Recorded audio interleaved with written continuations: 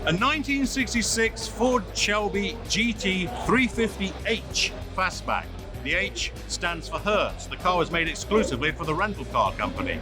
But what grabs my attention, beyond the striking colours, is the 3-inch spacer that fits between the radiator cooling fan and the front pulley of the 289 engine. And Shelby's engineers wanted that to exist so they could pull the weight of the engine as far back inside the engine bay as possible. That improved handling, giving more responsive steering and reducing understeer. So when we have good horsepower from that 289 engine, and we have good chassis handling from the careful location of the drivetrain, and we have good aerodynamics from the pure shape of the car, well, all three of those good elements, they combine together to give great overall performance.